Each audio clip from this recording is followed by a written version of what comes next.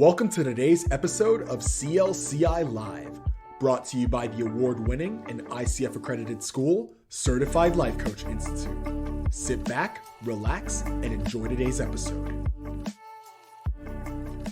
Hi, everybody. We are live on Facebook. Woohoo! It's been a while. It's been what, 2 or 3 weeks now since we've done this? Yeah. Well, hello, everybody. Today we are going to be talking about New Year's resolutions. I'm going to turn it over to Jerome. But before I do, I want to remind everybody to please comment, like, share, interact with us. We want to hear from you while we do this. Please, please, please. Jerome, it's all you. I haven't even said what we are. We're Certified Life Coach Institute, by the way. There's Jerome. Hello, everybody. I am Jerome, and we're happy to be back for for the first CLCI Live of the year. So we're excited about that and kind of just run with the theme here. As it being the beginning of the year, we know something very common around this time of the year is New Year's resolutions. And we are here to tell you why most of those always end in failure. So with that being said, we also want to kind of give you guys a bit of an audible or some options as alternates to New Year's resolutions. So we're excited to get to that. I'm going to go ahead and let our wonderful Lisa introduce herself, and then we'll go ahead and hop right into it. You guys, we're excited to be back. Happy New Year, everyone. Thank you so much for watching. We're excited about today's share because we want everybody to be successful with their New Year's resolutions or New Year's goals and make it a real long-lasting choice. So we've got a tool that we're going to share with you. We're going to open up and make Jerome our guinea pig. As usual. As usual. He's so wonderful about those things. He just is ready to go with that. But welcome. I'm Lisa. I'm with CLCI. I kind of own it. So there we go. I'm wonderful with it because they always help me. So I'm never one to turn down help. So, well, maybe sometimes, but definitely not in this scenario. I'm excited for it. So whenever you already filled it out, right? I did. Yeah. Filled it out. So what we're speaking about is what Lisa mentioned. I'm going to put it in the comments right now. I'll be rocking out with, rather than going with a usual New Year's resolution list. This will be something that I'll be trying to stick true to. So I can go ahead and start talking about that. And I'm just still doing a little sharing over here. But so let's talk about I'm gonna pull it up some New Year's resolution stats. How about you guys? Did you guys set New Year's resolutions this year? I don't, because I don't stick to them.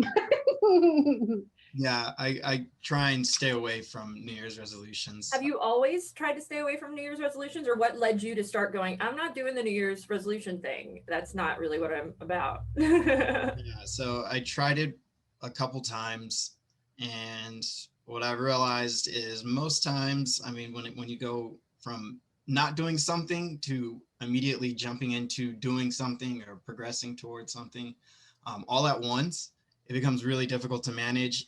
And I realized I just dropped the ball on it because once I'm done, I'm like, you know what, whatever, I didn't complete it. So we'll try again next year, which is a terrible way to think about it. But that's sort of what happens a lot of times, right? Like once you mess it up, you just give up on it. You go, whatever.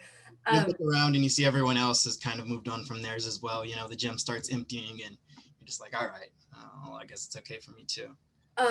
I was reading, when I was reading up on the stats for this, they say that 1 in 7 people going into setting their resolution don't believe that they're like, I'm just gonna set it, but it's never gonna happen. Sorry. I think that number's higher. I would say so too. They're being conservative. They're being very conservative. I know for me, back in the history of who I am, I did set, New Year's, and many and most people were doing the New Year's health kick concept.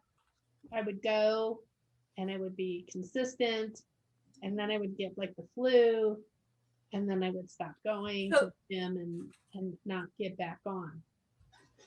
your resolution was gym related then typically, right? Is that, but it, what were you, when you made your resolution, what was it about, Jerome?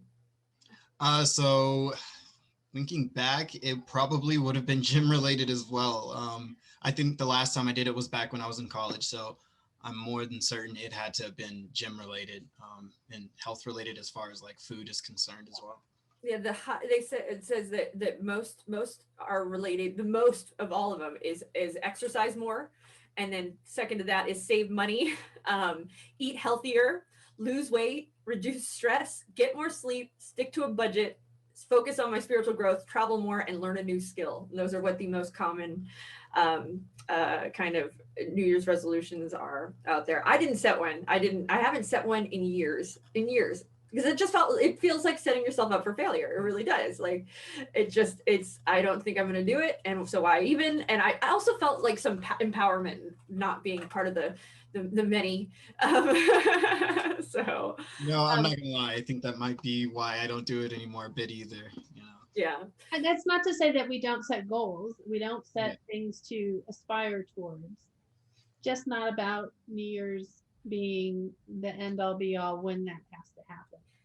Well, and that brings us to so this year for CLCI Live, our lives here, what we do here every Tuesday at 4, we will be having themed months this year. So this month's theme is goal setting, and it was New Year's resolutions that led us here.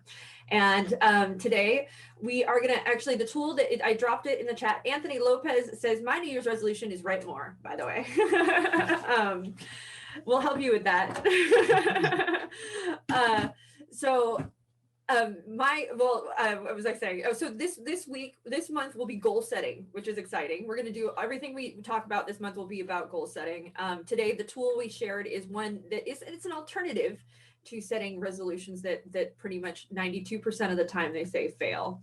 Often a lot of them in the first 3 weeks of the month of January, people, and then they just give up. They go, I don't care.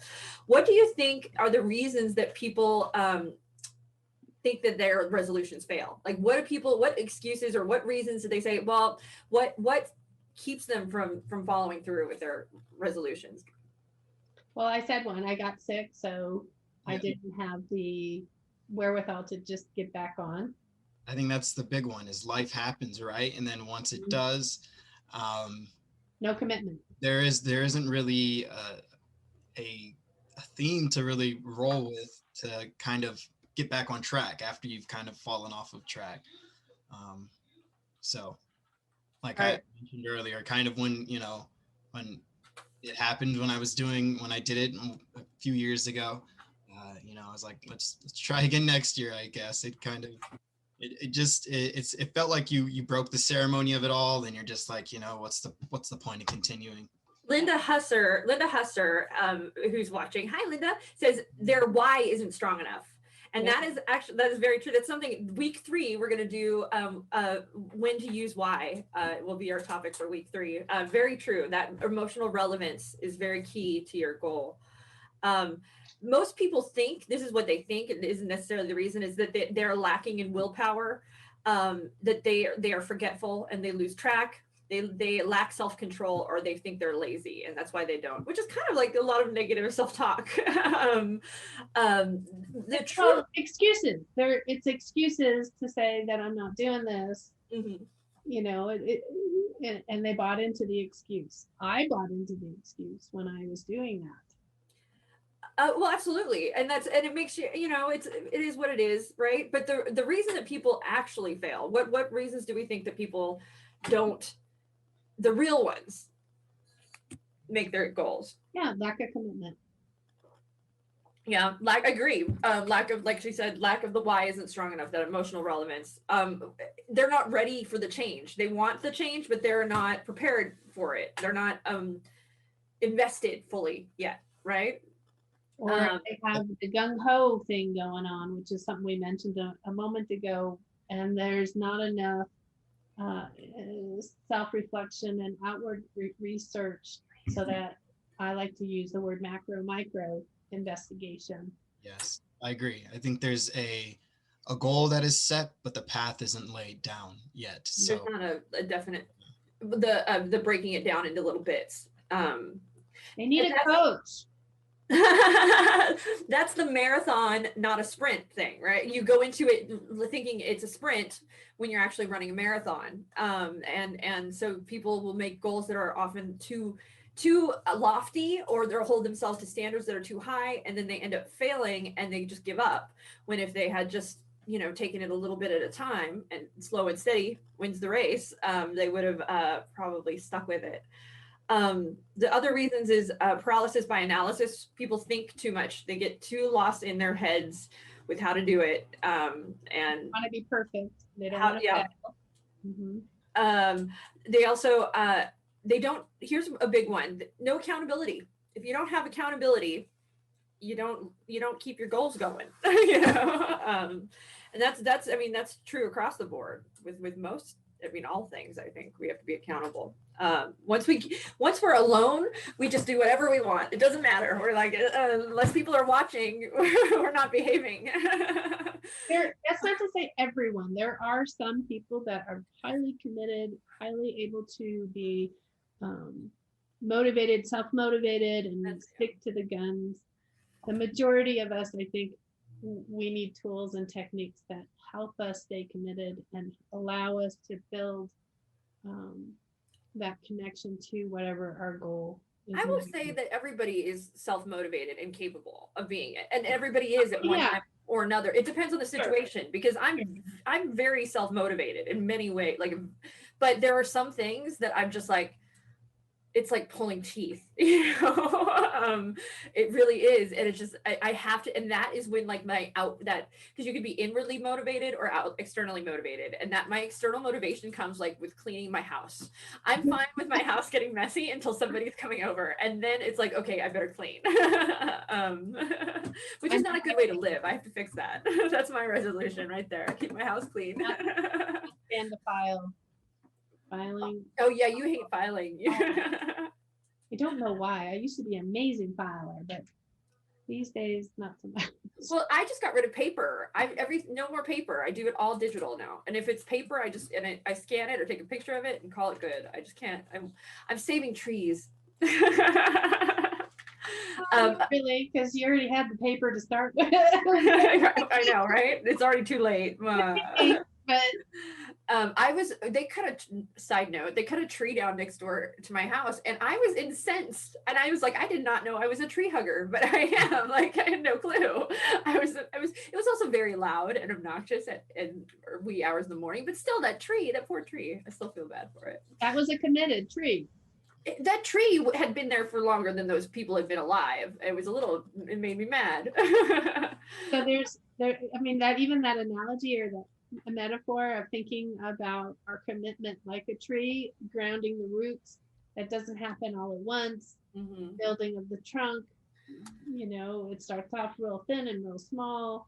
As it's growing, it builds, right? It builds small ways to get. And it takes time. Trees, it's one of those things. It's not, you cannot expect to go into anything and have it happen overnight, because you're not going to have developed the skill set and the tools to support the overnight success, and it's going to fail. So you have to go through all the trials and tribulations, because that is growth and learning, and it equips you for your later successes. And if you remember, even in level 1, we talked about that 1 to 10 concept, or 10 to 1. I think that ratio of, if you're here, what's that next step that you want to go? And a lot of people go, I want to be a 10 when they're at a 2. And that's what we're talking about. If you don't go, typically, on rare occasions, yes, but typically the average is you don't go from 2 to 10. You may go from 2 to 4, maybe even 5, or maybe even 2.5. But if you think of it this way, if I had we'll do cats. If I had 0 cats and I went from 0 cats to 10 cats overnight, oh my God, I would go crazy. I don't want to get past 2 cats, but if I had to, it's the same thing. But you would want to slowly take those cats in so you can equip yourself for them. Well, think of foster kids, right? We've had some groups that are helping parents with fostering children. Oh yeah. Go from no children to fostering 3 to 4 children, you're definitely going to need some support along that way to understand how that the stress on your system and to release that stress. So you apply that to business. You gotta build up slowly. Like there was this actually great ad I saw recently where this guy's wearing like 50 hats on his head, and each ad he's talking about growing his business. And with each he said, so the first thing I did was I figured out what my product was going to be, and then I figured out how to get that up and manufactured and out.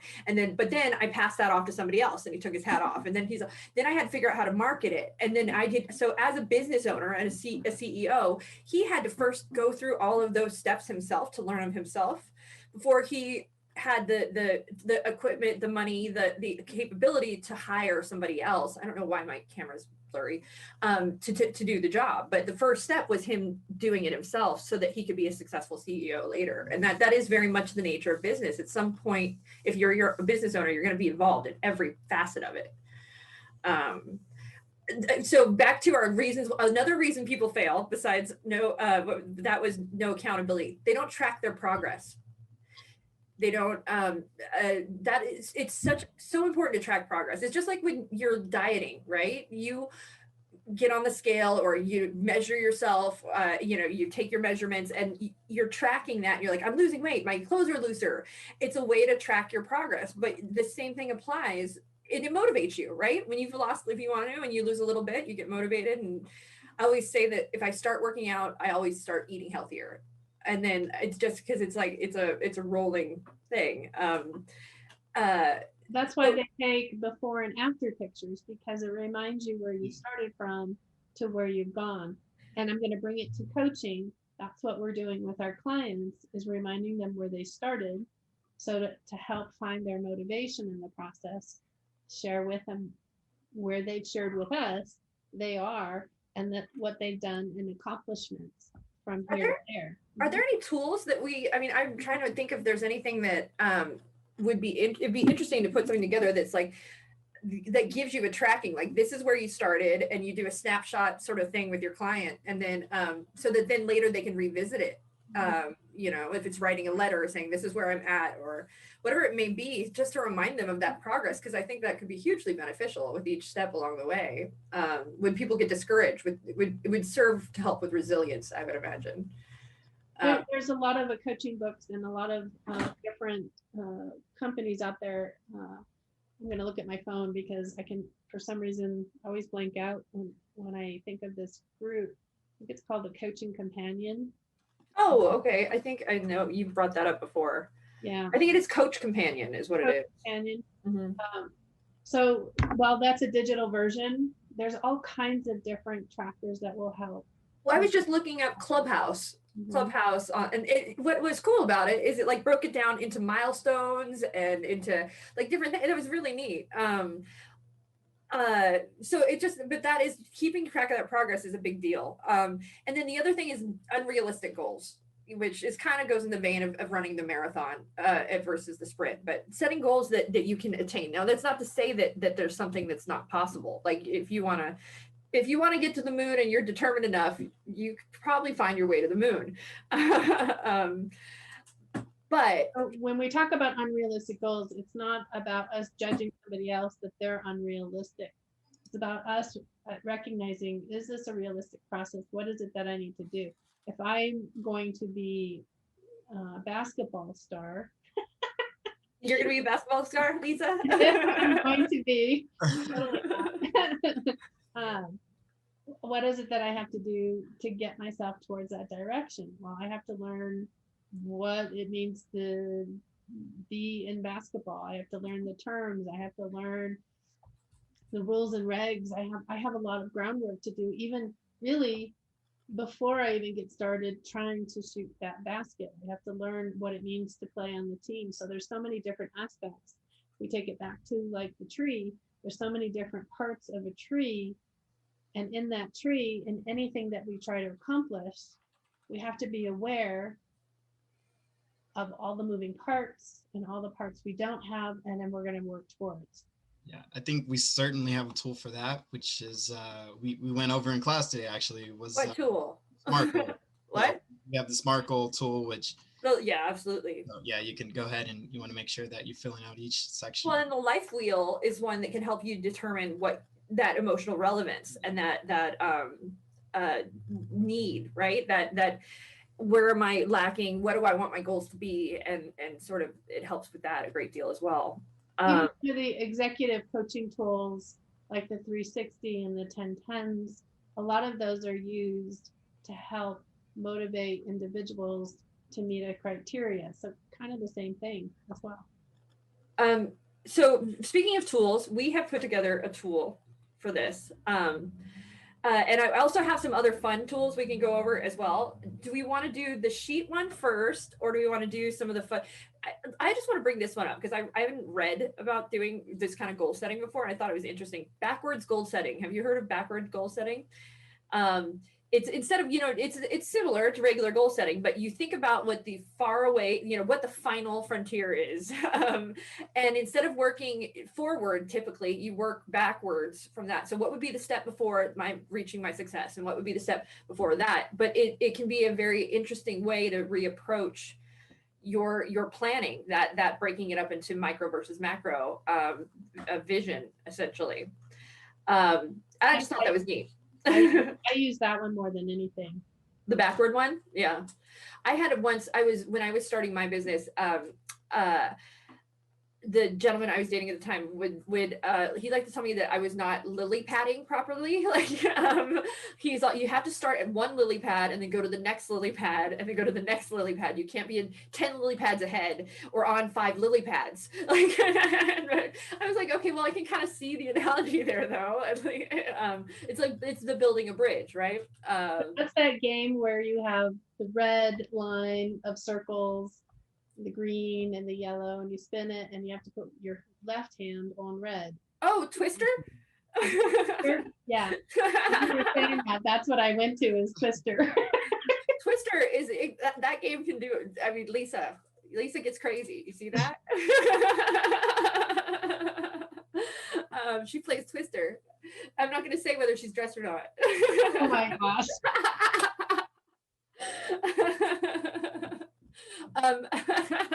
And you just mentioned SMART goals, which stands for, Jerome, do you know what SMART goals stands for? Yes, not cheating here. Specific, measurable, achievable, relevant, and then time bound as well. Yeah, good job. Achievable or attainable, either way, but the A works, and then relevant and time. Well done, sir. Well, we just went over it today, so. Well, yeah, so it's fresh in your mind. How many times have you gone over this? Probably 50 or 60? No. Too many. There's also GROW, which is an interesting one, which is goal, reality, options, and will. And the goal is like, what do you want to do? Reality, where are you now? Options, what could you do? And what resources do you have? And then will, what will you do? And that's when you start to make the plans, which is interesting. I hadn't heard that one before. And then CLEAR is another one. Collaborative, which is the desired goal needs, this is for teams, limited, there must be a time frame, emotional, they must have relevance, which is similar to SMART, right? Appreciable, what is appreciable? Well, the goal can be large, the steps in between need to be small. There you go. And then refinable, and that's so that you can change it and adjust as you see needed. There's another one. Well, I'm going to save that one for later, for next month. We're saving this for next month. Next month's going to be relationships month, and relationships and rapport. But so let's go over our tool, the tool that we provided everybody, and I'll throw it up on my screen really quick here so you guys can take a peek at it. You can download it. There is a link in our comments if you want to download it. It's free to download. This is a tool. If you're a coach, you can use it in practice. If you're a human, you can use. If you're human, you can use it in your human life. Can I use it in my alien life? No, you can't. Aliens cannot use this tool. It's not allowed. So it should be here. You see it. This is a new approach to the new year. So instead of setting and I'm just gonna, that's what it looks like. We don't really need to keep it up. So I'm gonna stop my share. Instead of setting a resolution that will ultimately fail at least 92% of the time, that 8% though, you guys got it. Good for you. They all have coaches, that's why. Instead of that, why not set an intention word or a motto for your year? An intention word or a motto? So let's all take a moment and think of what I was trying, and I was coming up with blanks. I just no clue. I was trying and I came up with blanks because I think I was fighting against the grain when I already know what my intention word is. I was trying to be, I guess, just a little different, but I stuck with the one that I'm normally what I try and stick through, not just for the year, but for my life is what I. So since you know, Anthony says, fact, coaches are not human. Give away all of our secrets. So what is your intention word then, Jerome? My intention word is balance. Balance, nice. That is, that's a good one to have. But I'm actually doing a drawing that I'm going to finish one day, and it's titled Balance. It's a woman standing on the tip of a clock, like the hand of a clock, and she's standing on her tippy toes with a parasol, and she's got all these things that are like clinging onto her and trying to tip her over. I think it's cool. The sketch is neat. I've got to finish it at some point. So balance. Lisa, do you have? When you think of balance, what are you thinking of in that regard? Well, that's the next question. Why is this word is important to you? Because it's important because throughout life, I've realized that when I approach things and I approach it without the intention of being balanced, a lot of my outcomes are unbalanced by nature at that point. And it's usually being imbalanced in one particular area. Like I mentioned, it skews everything else. Everything else kind of feels the effect of that. So being balanced, which is what I aspire to be on a regular basis, it allows me to not only, tangibly see things line in order, I can mentally also be a lot more sound. That's what I was going to ask you. So everybody, that's the one thing is when one person says balance, it can mean something completely different to another person. And so we know what is balance? How do you define balance for you? Balance, overall, in general, it would be synchronity with the three major aspects of my life, which is my social life, my work life, and then personal. So making sure all three of those again are balanced, and to get specific would mean that I'd have to talk about something specific, because even those three different areas of my life, you can break those down and then speak about different criteria that balance each one of those. So for instance, my personal life, I'm not just speaking about sitting by myself. I mean, that would be like going and exercising would be a personal goal that I would want to fulfill for my personal life. And then also creativity is something that I enjoy. So being creative, doing something creative, and making. And where do you categorize creative? Where do you put creative in between? Is it social? Is it That's personal. That's definitely, so like I mentioned, personal would break down into more things that I could balance within personal. So that would be, again, personal would be like exercise, and creative would be part of. I put creative in work. That's why my creative goes. Creative does funnel into there sometimes. I actually saw something the other day that is interesting. Is a study that mentioned if you allow too much of your enjoyment and your true, just like to your heart enjoyment, to funnel into work, then it becomes work, and then you lose. That is true. Your actual appreciation for it. So when I used to run a whole creative department, and I never drew, I never painted, I never, on my own time, I never did personal art because I was having to do art at work all the time. And so it definitely suffered, and it was a bummer, but at the same time, I was always being pushed to do these things that weren't my personal. I mean, it is your work, but it's for a particular reason. But that definitely is true. I will say that's one of the reasons I said I would never cook. I would never be a cook or a chef, because I love to cook and I never want it to be work. I never want cooking to be work for me, ever. I want to save that. It's also why I never worked at Disneyland, because I always wanted to have one amusement park that was like I could be a kid at. So when we go back to what Jerome is saying, we can already see that there's multiple layers apparently I'm stealing that metaphor of that tree and sticking with that one, because each piece, you can see how it branches off from the other piece, and there's more pieces that are going to branch off of that. And at some point when we're doing this, and I know we've got more to go on with this process, but at some point we're going to need to have that focus. And as we get down to more focus, and that's where Brooke was talking about, and I call it macro, going from the bigger picture or going backwards from the big picture and those steps. That sometimes being able to see those steps going backwards allows you to get into the micro or the smaller steps going forward, so that you can build that vision more.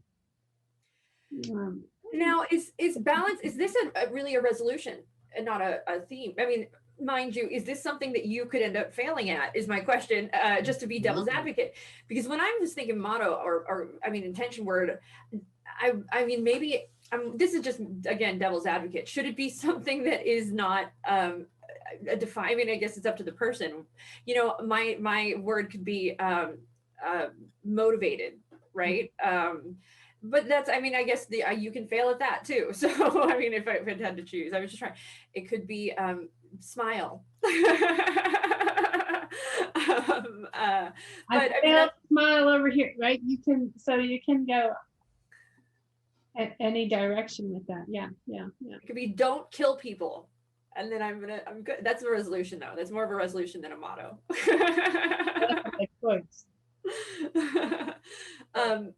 So from there, so our next, we talked about the definition.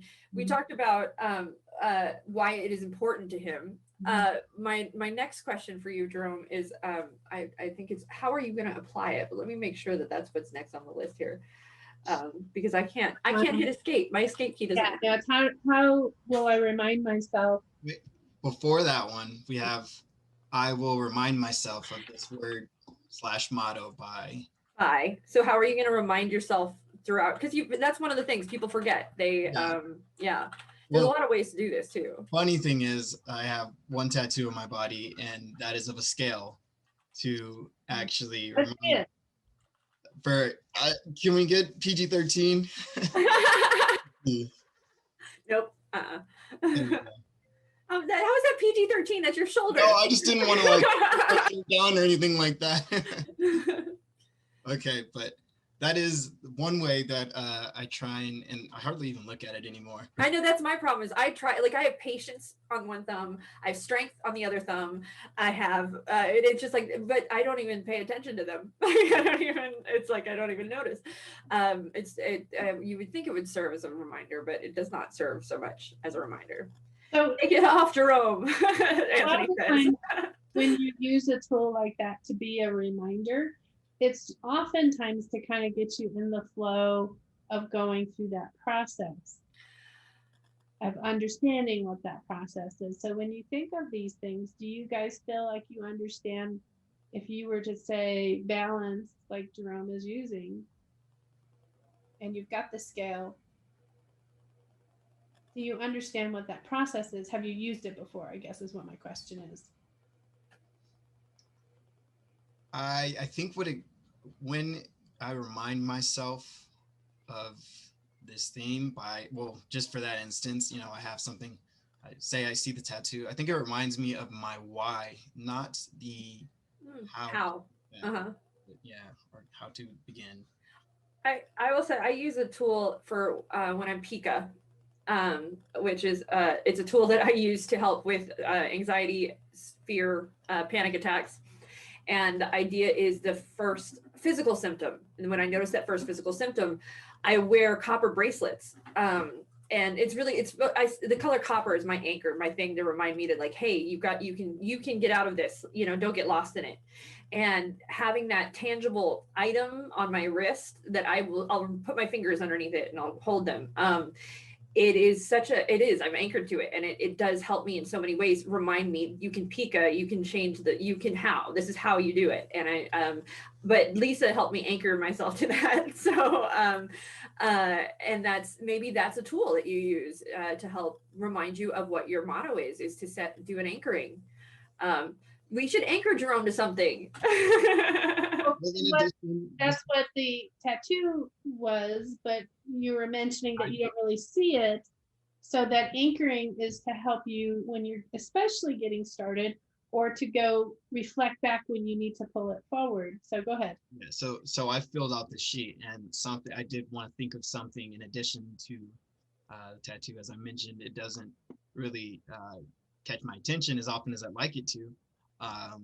I think since I write things down every day, I write my tasks down every day, I think what I want to start doing is writing down my word, the theme, and start putting balance at the top of all my to-do list. What if you put it on your desktop screensaver thing, like your wallpaper? I don't even know. I know I've been on my computer all day, but I can't even tell you what my background is. Yeah, it's just too many things in front of it. What it is. So I want to actually be proactive and putting it, setting it as a part of my life. So I think if I write it down every day, like I said, instead of putting to do, or maybe put balance and then to do on the top of my to-do list for number one, right? I always say I need big blinking signs. Like I literally want to put a giant TV up that blinks at me or something, because to remind me, because sometimes I feel like that's what I need. I need like a big blinking sign to remind me. Especially because it's in those moments that usually mine is like focus, slow down, breathe. And it's those are the moments that are hardest to remember to do those things, like big blinking signs, please. A lot of the times people will make what they call those vision boards. Dan's really good at making a vision board. But the piece about a vision board is it's not just you look at it like an art picture.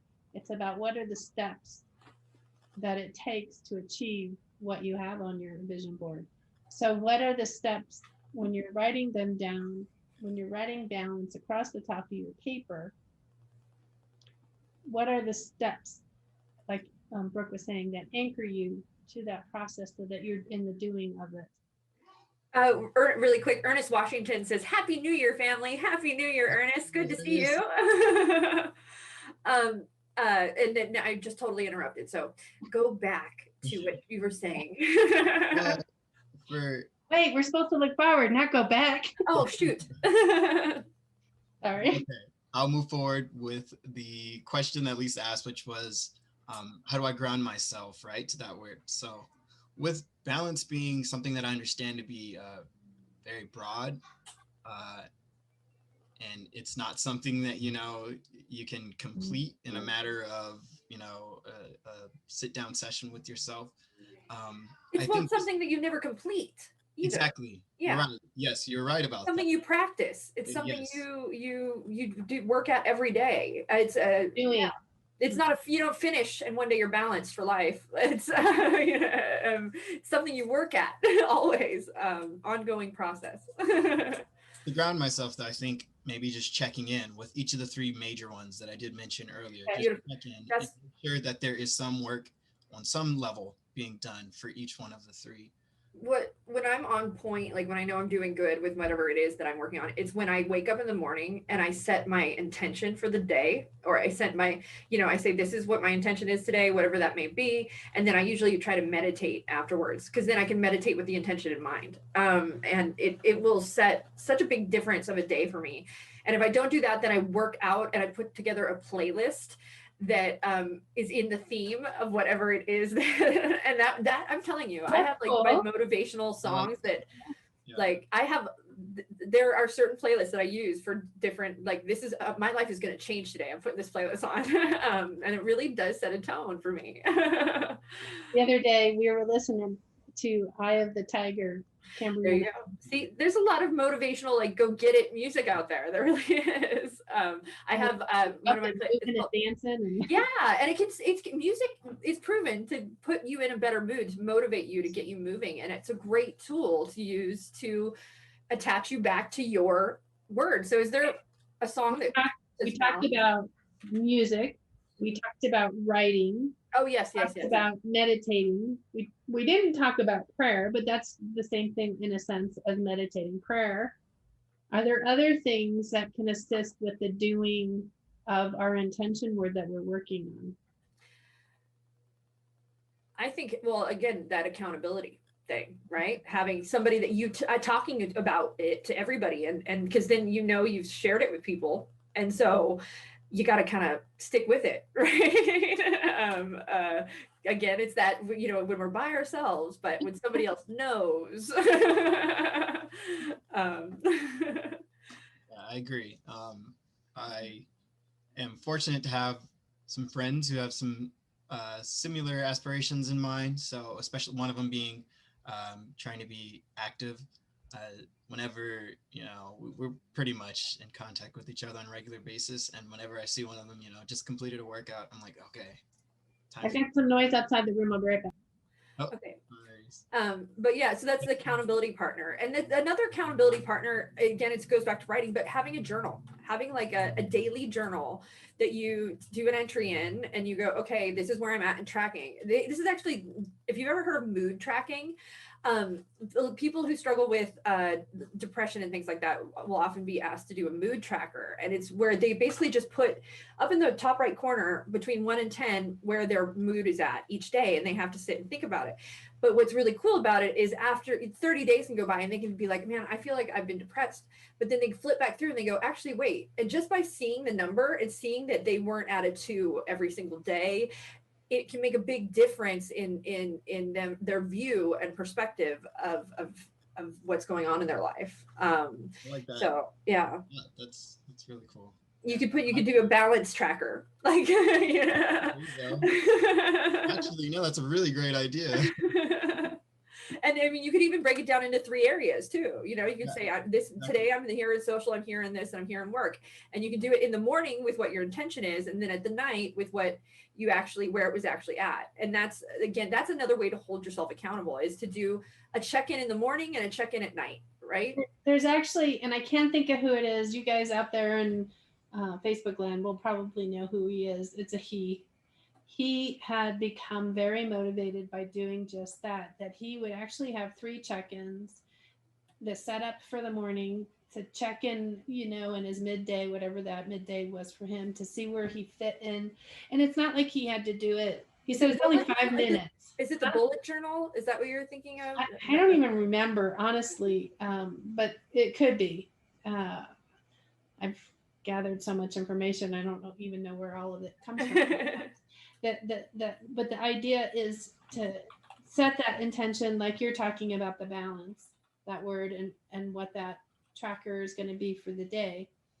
And he said for 5 minutes in that midday, I'm going to check in to see where I am on my accountability piece. I'm not going to spend a whole lot of time or a lot of emotion. I'm just going to check it to see what I have to or I can accomplish for that rest of the day.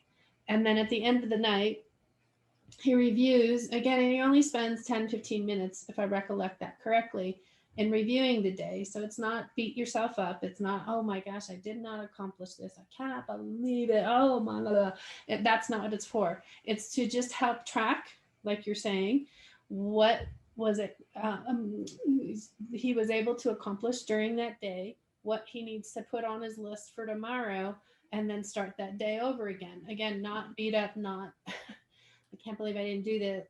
It's just to keep it moving and keep it in the doing, and keeping that accountability, self-accountability piece. But it also helps you, again, track your progress, right? You can see, okay, I was at 2s, a month or 2 ago every day. I'm at 5s every day today. So if I keep going, I could be at 7s pretty soon. I think it's a great tool, and it's something simply done. You can do it at the top of your to-do list, right? You can do it at the, just have 3 little boxes or whatever, and you just number what that is. But we got to move on. We have about 8 minutes left. The next one is, how are you going to apply this balance? What are the tangible steps? Give us a couple tangible, real life ways you are going to apply balance into your life. So one of those like I mentioned, I filled it out. Well, first off, I want to mention that I really like what you just kind of brought to light for me was the check-in pretty much for the balance, which I did sort of kind of write down. I mentioned, let's see, let me pull it up. Creating a schedule, wrong one, a weekly assignment and weekly preview. So pretty much not, yeah. So giving myself at the beginning of the week, task to kind of fulfill, to complete that balance. And then at the end of it, reviewing whether or not, that went well, and then previewing for the next week, how, you can adjust and provide a better path to be accessible to that type of balance that I'm looking for. I just thought of this. There's an amazing, I use it. So it's a tool that I use for having ADHD. Because a lot of people with ADHD struggle with being able to stay on task or being able to keep that focus. And there's a tool, it's called Momentum. And it basically, you can put what your intention is for the day. And that is anytime you open up your Chrome, it's an extension for Chrome, that is what comes up on the screen automatically. So it's there. I mean, so every time you access the internet, it's there to remind you, which is it's very cool. My whole life, I've been searching for something that will put my lists on my wallpaper, and I can check it off as I go. I would love that more than anything in the world. I bought a smart TV just so I can use an iPad, not an iPad, like a tablet, so I can project my list to the TV. Because I swear, big blinking signs is what I need. Jerome, you're gonna do the check-in and then not the check-in, but the what did you call it exactly? Your plan? I don't know why I said assignment. I must have. I like it though. I do like it too, which is why I rolled with it, but I meant weekly assessment. Oh, okay. Originally is what I had put down. But in addition to that, I think what really spoke to me, because I took a second to fill this out. I kind of sat and thought about it, and creating a schedule that doesn't only include my needs / has to be done's, but also my aspirations and wants, which kind of, now that I'm thinking about it, it allows me to focus in areas that I probably would usually neglect, more so, like personal balance, because I have this to-do list of things that have to get done. And I'm totally neglecting all these other things that aren't on the list. But if I go ahead and list some of those things that are personal to me and not necessarily has to get done, but to me, I think would be very, something that's critical in getting done. If I were to put that on the list rather than just always having in the back of my head, I want to do this, I want to do this. If I have time, I can get to this. Start adding it to my to-do list and start putting it down as something that is necessary, so that I do achieve what I see as balance, which I didn't mention earlier. At the end of the day, really, balance to me is happiness, and I think that that would help in the long run for that. I have gone as far as to schedule like you have 30 minutes to get ready, brush your teeth, brush your hair. Then you have, and I never stick to it. And I just throw it out the window. It's just, at some point I just go, nope. But I do love the idea of putting on your calendar, things that you want to do that are fun, that are important to you, to have that fulfilled and well-rounded life. And self-care. I mean, bath time starts at 8. I want to also bring to notice that as Jerome is sharing his goal-setting list that we're going through, he came down to what the definition of his balance was, and that was happiness. It's not rushing the process, because he hadn't quite gotten what that definition is, but it got him through thinking about, how he wanted to balance out his social work and professional side of things.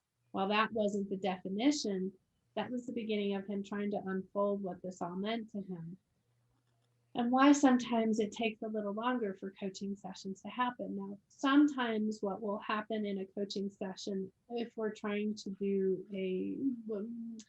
it's not speed coaching, but we have a shorter block of time, which is very popular in the industry, we might just ask him what what one focus of those will help him create that happiness when we're in coaching. But I know we don't have time. Keep going. No, I think we talked, the last one on the list is how will you track this? And we think we have covered that. And the one thing though, I do want to note is in all of this, even with the motto, make sure it's relevant, make sure you have fun with it and forgive yourself. Like, don't beat yourself up if you don't. It's okay. If you do the littlest thing, it counts. The littlest thing at any moment. One of the things I like to say is we can be anything we want at any time. In this moment, I can choose to be a completely different person. So if I wasn't balanced 5 minutes ago, I can be balanced right now, darn it. Yeah, so it just don't beat yourself up. Just keep progressing and keep choosing to move through it. I think that is critical, is that forgiving yourself aspect. I think that for me, one of the biggest reasons that people don't get their New Year's resolutions is because they do misstep. And then when they misstep, they give up or they beat themselves up. And we don't want that to happen. So that's why having a fun motto could be, kind of, or tagline. Like, I don't know. You guys haven't come up with yours yet. No, I'm thinking, pants off, dance off might be mine, but that's not exactly, and that just takes me to other places. So, I really have not. I have not. Although there are lots of things I could. It's to the idea of narrowing it down to a single concept. But I'm going to. Darn it! I'll let you guys know next week. Lisa, it's not a rush process, and it shouldn't be. So maybe that's what it needs to be. Just take your time. That is mine right there. It's slow down. Breathe. Yes, breathe. Just give it. There's no rush. There's no fire. You're okay. Just get through it. Move through the process. Don't have to be running all the time. So sometimes if we fall off the wagon, as it were, right? It's not about jumping back on the wagon where we were at necessarily. It could be, but if it's prohibiting us from going forward and getting back on the wagon, it's about let's take a look at making that step maybe not quite so big. And so those are the things that you want to encourage your clients, helping your clients get through that as well. So Jerome, if for some reason you were to fall off thinking about your balance and what that means to you as your happiness, part of that build-in is going to be, what if you fall off that routine? How will you help yourself get back in?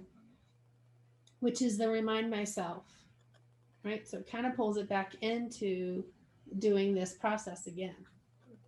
Well, and that's the being prepared for all, so that's the SWOT analysis of that.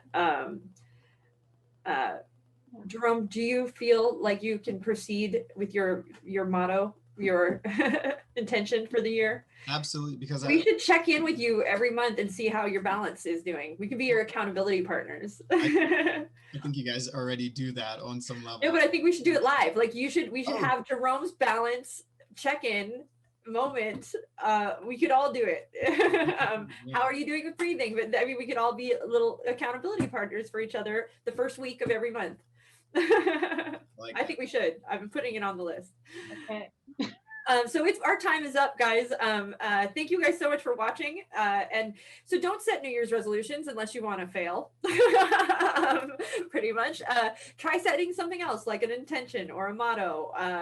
And if you do set them and you don't make it, don't get disheartened. Just get up and keep going. Try again. You can have a new year every month, every week. You can, it's okay. Every hour, every minute. Anyways, those of you guys watching out there, this is Certified Life Coach Institute. We train life coaches in 3 days. And also we do these fun lives here every Tuesday at 4 p.m. Make sure you share the tool or check out the tool we have in the comments, share, like, all of that good stuff. And check out Certified Life Coach Institute. Thank you for watching. We appreciate you and have a happy new year, everybody. Bye. Hey everyone, thanks for tuning in to today's episode. Once again, this is brought to you by Certified Life Coach Institute. We're an ICF accredited school who certifies our life coaches in 3-day online intensive courses.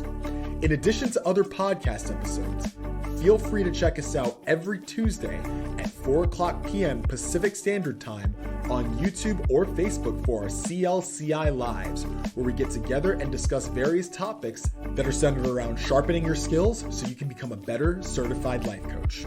For more information, feel free to visit us at certifiedlifecoachinstitute.com. Until next time, be well.